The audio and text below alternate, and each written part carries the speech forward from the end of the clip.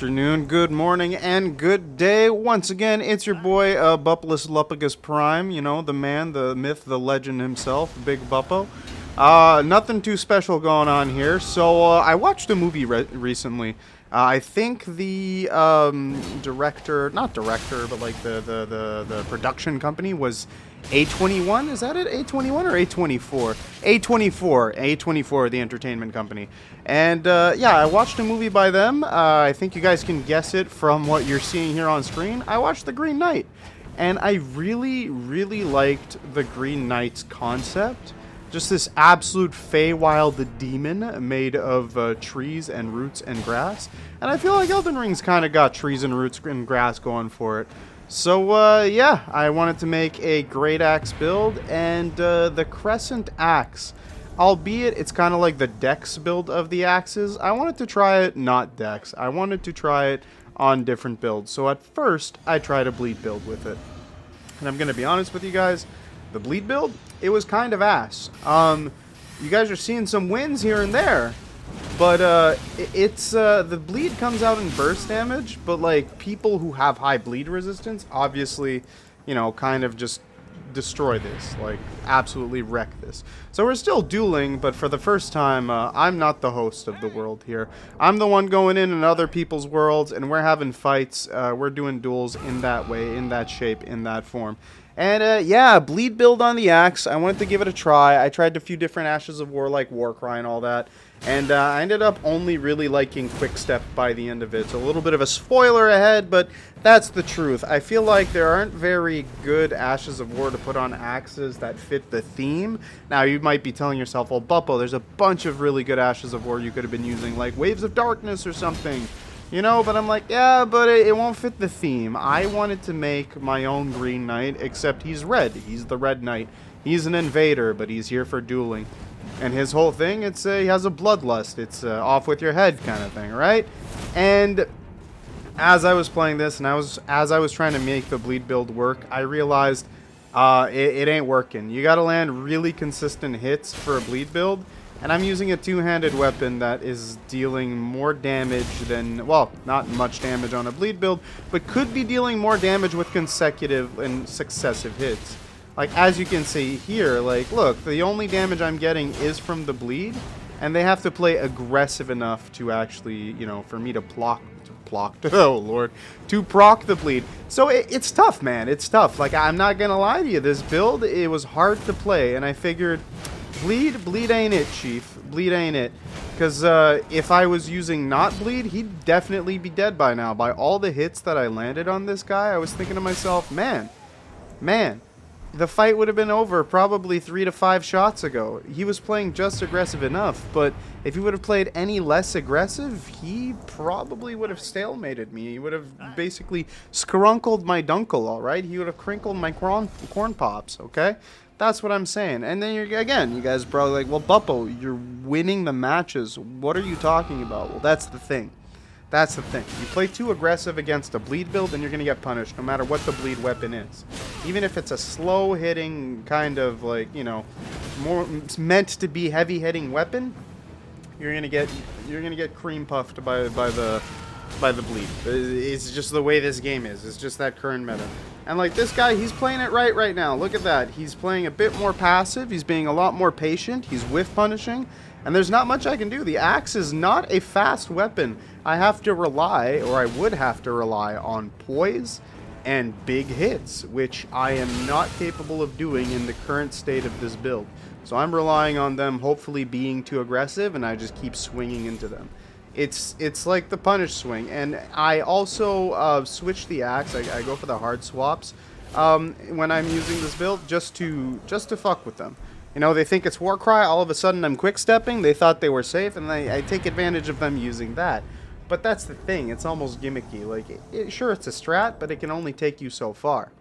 And now here's an example of someone who is going to cream my corn, alright? He's going to absolutely crunkly dunkly me, and that's because I have a very slow weapon that is relying on landing multiple hits for its damage. You see how completely ridiculous that sounds the more you say it out loud? Yeah, I need to land lots of hits very fast. I'm going to use the slowest weapon for that possible. So I don't know what the fuck I was thinking when I made this build, but I guess I was like, oh, this will be fun. And yeah, it was not fun. Against this guy, it was not fun. I'm surprised I landed a bleed in the first place. Look at that. Yeah, no, he just mashed R1 and he won. And he's like, look at me, I'm good at the game. Which, arguably, he's better at the game than me right now when I'm using a dumbass, like, composition build like this. So this really started to open my eyes. Speaking of other very strong builds, look at this meta setup my man has. So I just get scrunkle dunkled. 3 hits. Okay? They said they balanced the PvP, but no, not carry and slicer. They didn't balance that. And that is a carry and slicer build if I've ever seen one. So yeah, it's just the DPS was really, really bad on this setup. And so I figured, okay, well, you know what? I just have to outplay them. I just have to outplay them and keep landing my hits consecutively. And I have the offhand punch, so I can always punch if I need to. But I want to win with the axe. I want to be like the green knight, right? I want off with their head. I'm the red knight, all right? I'm the red knight, off with their head. That's what we're doing. That's what it's about. This is what it is. And yeah, I'm trying to set it up. I'm trying to bait him in with the first R1. Try to hit him with the second R2. You know, that's the strategy. That's the plan behind this build. It's really about baiting and punishing, I found, while using this. But if they bait and punish better than you, if they just literally play better than you, well, you know, what are you going to do? My man's like full health. I am panicking at this point, but I managed to land the backstab and get the bleed off the backstab, so it kind of resets the fight. You know, one good strat, one good play sometimes is all it takes. And I'm thinking to myself, man, if my hits just did more damage in the first place, all the hits I would have landed probably would have gotten me to the same point against this guy. But it could have maybe changed the pace of the fight. Either way, GG's to this guy. He was really, really good. I do like his setup. I like that he has the bullhead. But yeah, this is where I changed the stats. Instead of making it a bleed build, I made it a strength build. And now, off with your head. So yeah, that was a good scene. That was a really good scene from the movie. A bit of a spoiler. All right, I'm not even gonna lie. It was a little bit of a spoiler. Okay, it is what it is. We do what we do. But watch the movie. Watch the movie. It's really, really good. And yeah, it's very trippy. Like, don't. It's an Arthurian myth, right? Arthurian legend. Oh, and look at this. See what I was saying? Like, it's a heavy-hitting weapon, and now each hit actually matters. Each hit actually does something. So, yeah, but great movie. Great movie. I highly recommend The Green Knight. It's a little slow-paced, but it's a kind of like it's a coming-of-age story, funny enough. It really is. A24 always puts out banger movies, man. They're like the today's version of M. Night Shyamalan, right? But, you know, if you guys know who that is, before he was cringe. Is he cringe? I don't know. You guys tell me. Yeah, this guy didn't level up health. He really made a mage build to try and do high damage and wear heavy armor. I feel like he was inspired by Elon Musk. This might be an interpretation of the Elon Musk build because, yeah, no, I shouldn't be hitting him that hard. The build is not that strong. But it's got high physical damage. Turning it into a strength build made the difference. So I say hi to this guy. Funny enough, the Bleed Hill build might have done the same amount of damage to this guy just because he's not wearing a lot of armor. He probably doesn't have much bleed resistance. But yeah, I do love that weapon he's using, by the way. That sword spear is probably my favorite weapon in the game. But look, another guy who didn't level up health. I'm like, how am I two-shotting you? Yeah, no, if he had better armor, he probably could have fought a lot better. Plus, with the blood tax, he would have healed off of me a lot. But not happening. Not today, baby. Not today, baby. All right, who do we got here? My man over here with the Knight Rider glaive. So that is one of the best, or if not the best, strength halberd in my opinion. It's just a good weapon altogether. Doesn't have the same moveset as the sword spear. I think the sword spear moveset is top tier in my personal opinion. But, you know, that's just me. I just like the fact that it's basically a halberd, but with, like, you know, wide arcing strikes at the same speed as, no, faster, I think, than other halberds. I'd have to test it out again. I'd have to do a full-on dueling build. Also, if you fight a flame spammer like that, just wait him out. Just wait him out. Just show that you won't be whiff punished. And don't quick step into that. I learned right there that, oh, quick stepping into the flame, because it has such a lingering hitbox, it's going to hit you out of the quick step. So that's a bit bullshit in my opinion, but you know, Flaming Strike had its buff. It is what it is. But yeah, see, he's trying to bait me in with the Flaming Strike. I'm trying to avoid that as much as possible. And if you can predict their Flaming Strike, it's actually a really good punish to jump in on them. But you really have to predict when they're going to use it, right? Like, I noticed that he likes to use it at a certain distance, and I would always jump in when he was about to use it. See, that jump, actually, I thought he was going to Flame Strike again. I thought he was going to get greedy and try to Flame Strike again, and that's what I was going for. But hey, I just had enough range to roll catch. And yeah, I got a lot of success with the Crescent Axe. I really like this axe. I think maybe it has longer range than the other axes. I don't know. I'm going on vibes alone, so you guys can correct me in the comments if you want, as the homies usually do, and I do appreciate it. You guys are helping me learn the game and be better at it as I go. But yeah. Oh, this guy, I really liked his setup. I like that he has a little hood. It's very festive. Perfect for this time of year. You guys can expect maybe a Yuletide, you know, a Krampus video coming in the future. Also, if they roll around you, the R2 of the Crescent Axe roll catches. It's a wide sweep too. So if they start rolling around or like backstab fishing, throw an R2 out there and maybe unlock R2. You could do a lot with that. You could do a lot with that. But our man here, Krampus, Mr. Christmas himself, did the backwards lag roll. That was pretty cool.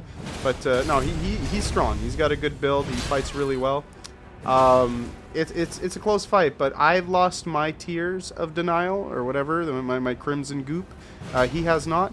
Also, I just realized now, top corner there, I forgot to turn off Discord while recording this because I'm a silly duck. I'm a silly goose. But yeah, it turns out Storm Stomp is a true combo into the light one-handed R1 with the Greatsword. I didn't know that and paid dearly entirely through that fight. But hey, you learn something new every day, am I right? And yeah, the first part of the recording was done yesterday, second part of the recording done today, as you can see. So had I have known, I would have acted a little differently accordingly.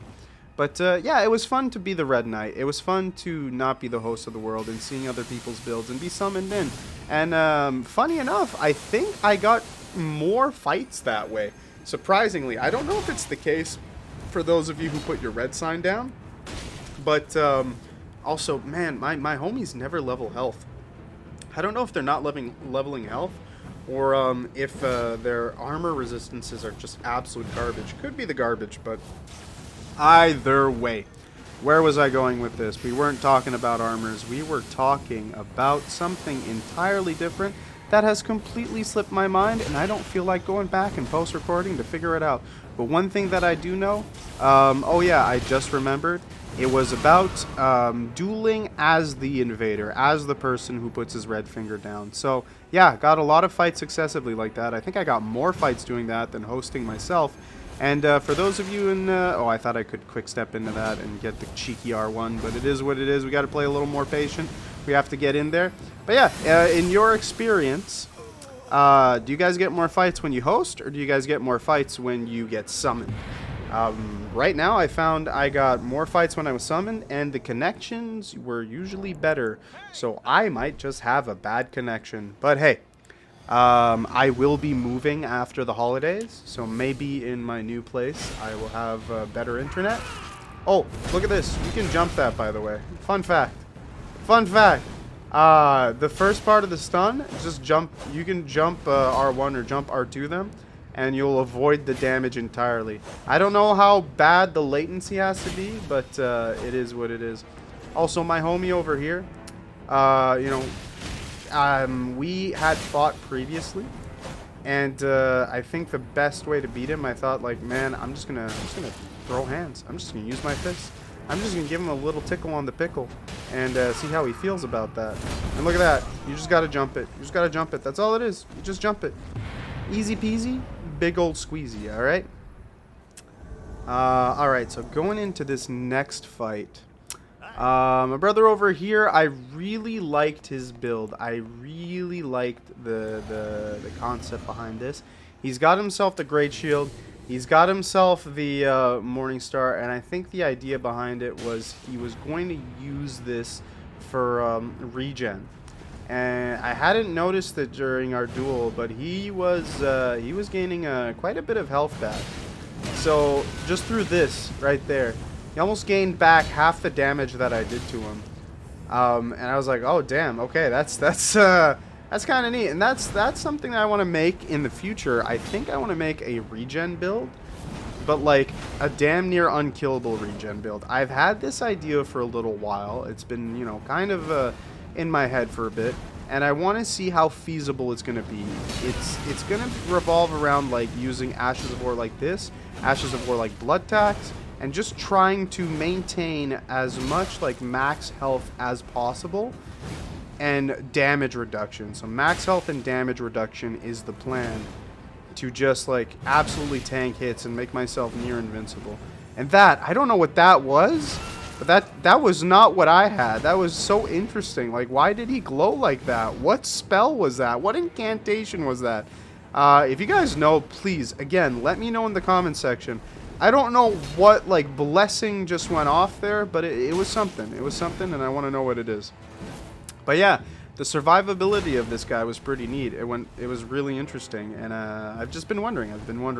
You know, I want to make something that involves a ritual shield talisman with the ritual sword talisman, and just keeping my health as, you know, using regen to keep the health up.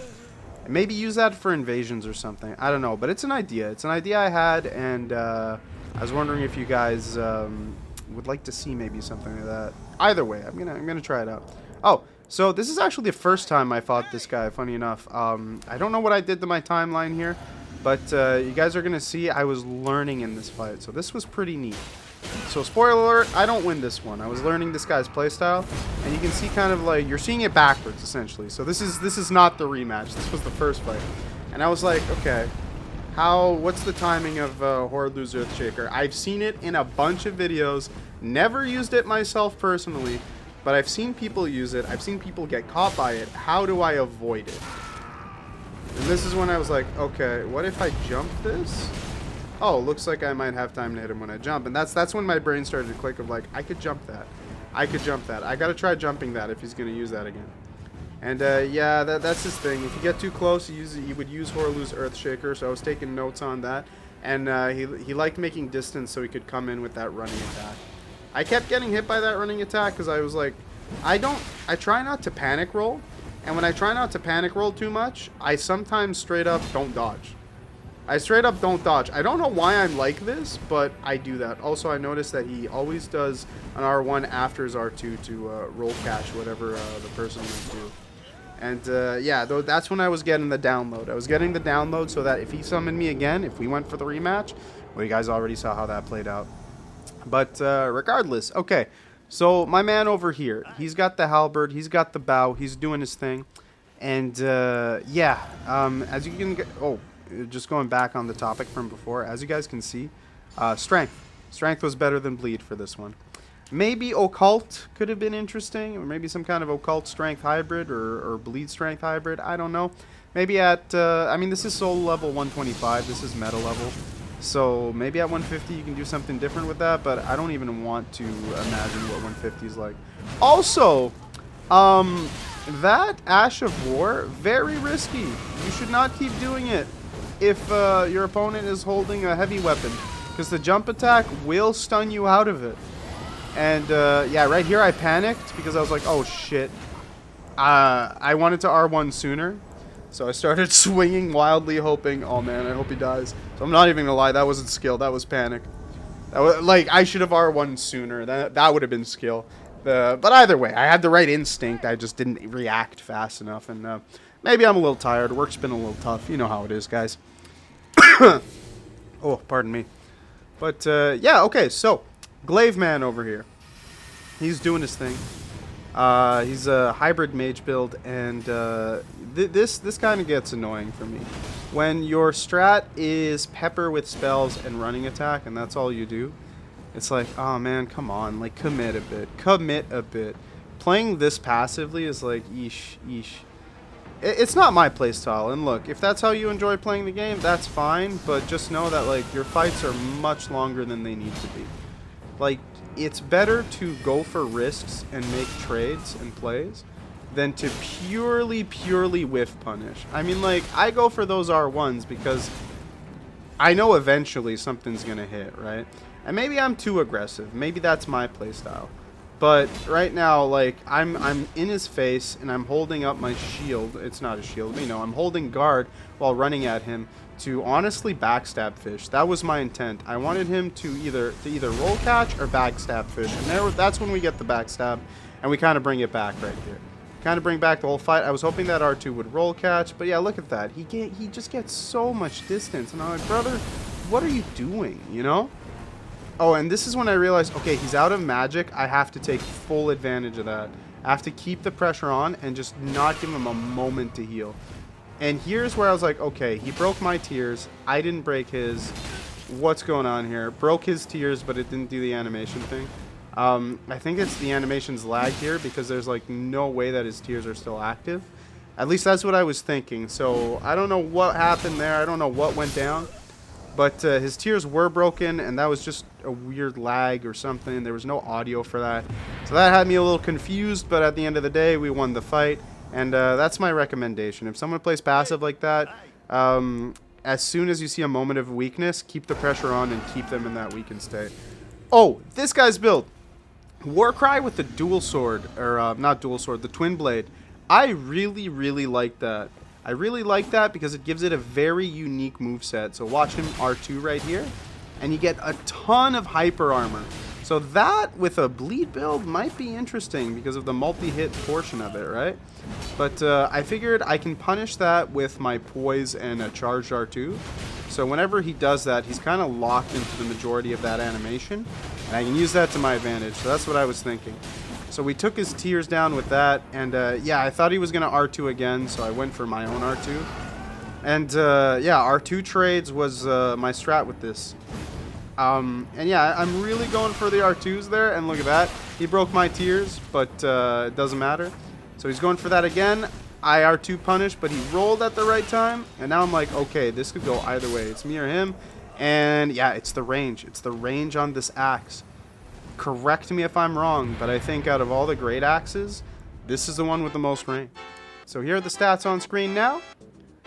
And here's the equipment with the talismans. And I hope you guys enjoyed the show, man. Thanks for watching. Remember to like, comment, and subscribe, and have a good night. Subscribe to Big Buppo's YouTube. You must. Or tickle your toes. I will.